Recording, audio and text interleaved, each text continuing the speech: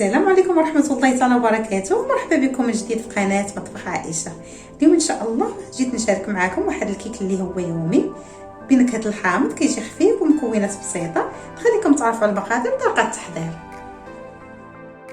بسم الله، نبداو بالصلاه والسلام على سيدنا رسول الله عليه الصلاه والسلام. اليوم ان شاء الله غادي نحضر واحد الكيك اللي هو يومي، كيجي خفيف ونسحقوا بحال هكا للفطور اولا الكوطي ولا الصباح العيد. بسم الله على بركه الله. غنحتاجوا في هذا الكيك ديالنا كاس ديال الزيت، كاس ونص ديال الحليب، نص كاس ديال السميده رقيقه، 250 غرام ديال الدقيق الابيض خاص بالحلويات، عندنا 4 البيضات، لاغون ديال الحامض واحد المعلقه صغيره، واحد شويش الملحه باش كنصحوا الذوق، السكر هنايا حبيبات سنيده هذه 200 غرام، وقشره ديال الحامضه وثلاثه ديال الخمارات ديال الحلوى.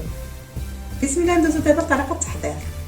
بسم الله على بركه الله. كناخذوا البيض كنديرو في شي زلافه غادي نخلطوا فيها الكيك ديالنا، غنضيف عليها شويه ديال الملح ولاغون ديال الحامض.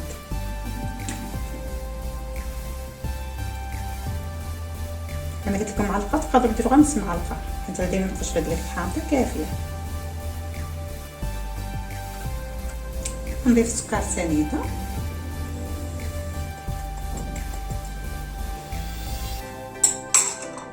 صافي غادي نبدا نطرب البيض ديالي.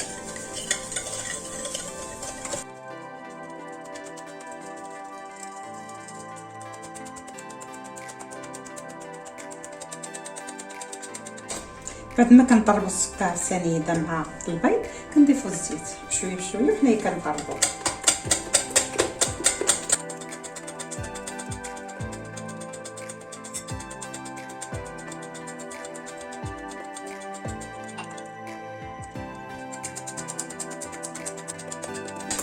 صافي كناخذوا الحليب كيف ما قلت لكم كاس ونص،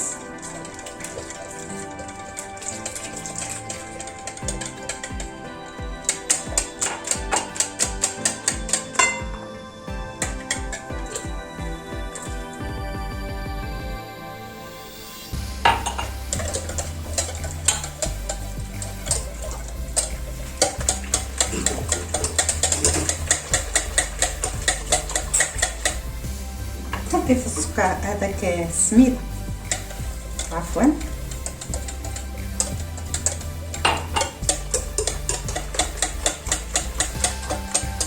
راني غربلتها من قبل هي والطحين. صافي غادي ناخذ الطحين غادي نبدا نضيف فيه بشويه بشويه وغادي ندير القشور ديال الحامض.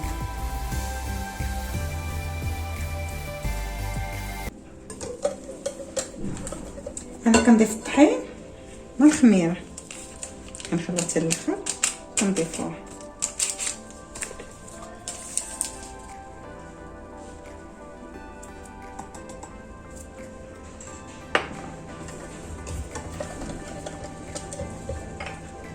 كما قلت لكم على القشر ديال الحامض كنبقاو نضيفوه بشويه بشويه.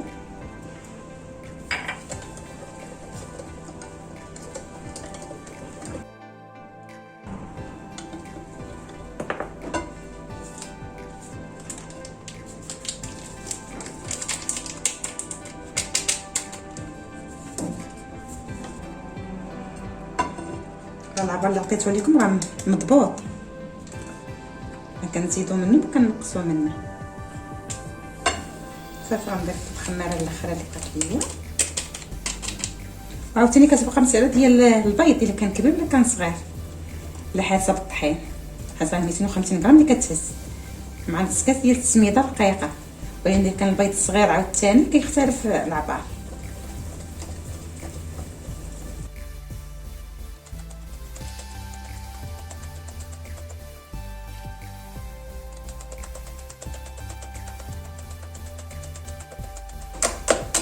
صافي ملي كنتاكدوا بانها ما بقاش فيها دوك الحميمصات اللي كيكونوا ديال الطحين اولا ديال الخميره، انا صافي تخلطات كنجيبهم وكنخوف فيه.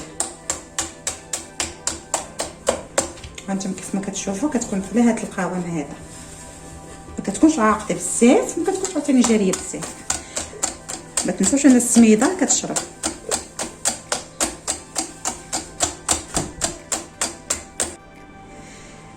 انا هنا جبت مول بحال هذا المول هذا، نتوما المول على حسب اللي عندكم متوفر في الدار، كندهنوه يا اما بالزبده يا اما بالزيت، وكنغبروا عليه الطحين.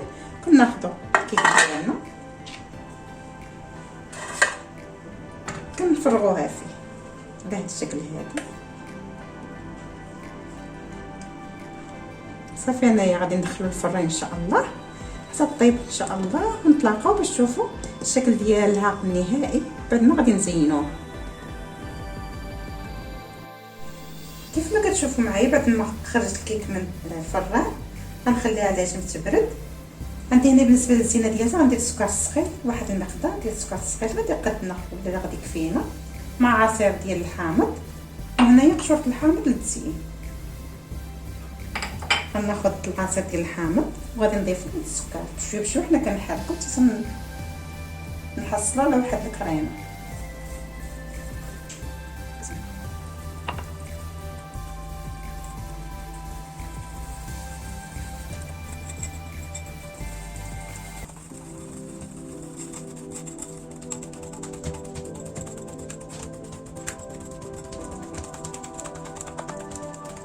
صافي تنحصلوا على هذه بحال الكريمه.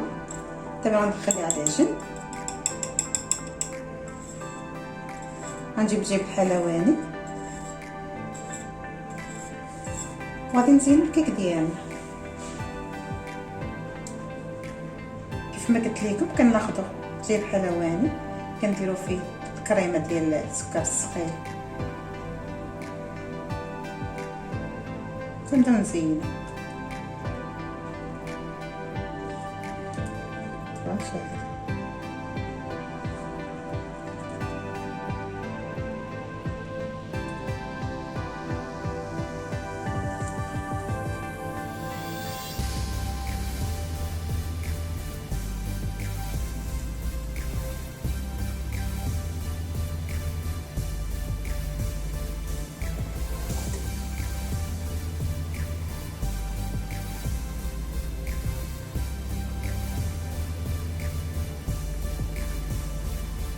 صافي كنبقاو نزينو على هذا الشكل هذا. نبقى نكمل هاد الخطوط كامل اللي عندي هنايا ثلاثه. كيف ما كتشوفوا معايا بعد ما كملت الزينه ديال الكيك ديالنا كتجي على هذا الشكل هذا، كتجي خفيفه مهويه بحال ديال المحلابات بنكهه الحامض. نتمنى انها تعجبكم وتنال الرضا ديالكم وتجربوها على شله. ما تنساوش كما العاده تابونوا معي في القناه وتفعلوا الجرس باش يوصلكم كل جديد. السلام عليكم.